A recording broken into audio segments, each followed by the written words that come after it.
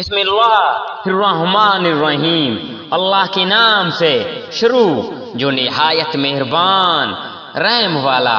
بے شک ہم نے تمہارے لیے روشن فتح فرما دی تاکہ اللہ تمہارے سبب سے گناہ بخشے، تمہارے اگلوں کے اور تمہارے پچھلوں کے، اور اپنی نعمتیں تم پر تمام کر دے اور تمہیں سیدھی راہ دکھا دے۔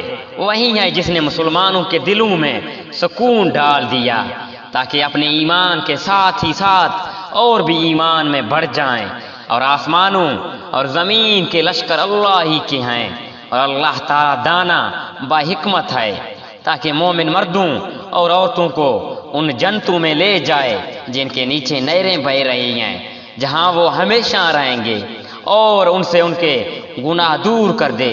اور اللہ کے نزدیک یہ بہت بڑی کامیابی ہے، تاکہ ان منافق مردوں اور منافق عورتوں اور مشرک مردوں اور مشرک عورتوں کو عذاب دے جو اللہ تعالیٰ کے بارے میں بدگمانیاں کرنے والے ہیں، اور دراصل ان پر برائی کا پھیرا ہے۔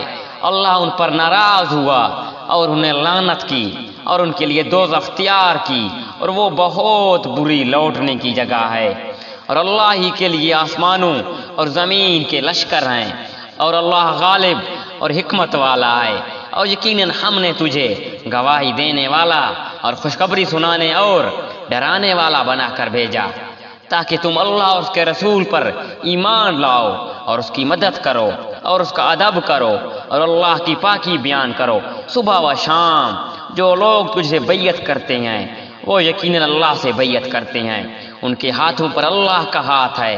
تو جو شخص عہد شکنی کرے وہ اپنے نفس پر ہی عہد شکنی کرتا ہے، اور جو شخص اس اقرار کو پورا کرے جو اس نے اللہ کے ساتھ کیا تو اسے ان قریب اللہ بہت بڑا اجر دے گا۔ دیہاتیوں میں سے جو لوگ پیچھے چھوڑ دیے گئے تھے وہ اب تجھ سے کہیں گے کہ ہم اپنے مال اور بال بچوں میں لگے رہے گئے، بس آپ ہمارے لیے مغفرت طلب کیجئے۔ یہ لوگ اپنی زبانوں سے وہ کہتے ہیں جو ان کے دلوں میں نہیں ہے۔ آپ جواب دیجئے کہ تمہارے لیے اللہ کی طرف سے کسی چیز کا بھی اختیار کون رکھتا ہے؟ اگر وہ تمہیں نقصان پہنچانا چاہے یا تمہیں کوئی نفع دینا چاہے تو بالکل تم جو کچھ کر رہے ہو اسے اللہ خوب باخبر ہے۔ بلکہ تم نے تو یہ گمان کر رکھا ہے کہ پیغمبر اور مسلمانوں کا اپنے گھروں کی طرف لوٹ آنا قطع ناممکن ہے، اور یہی خیال تمہارے دلوں میں رچ بس گیا تھا اور تم نے برا گمان کر رکھا تھا۔ دراصل تم لوگ ہو بھی ہلاک ہونے والے۔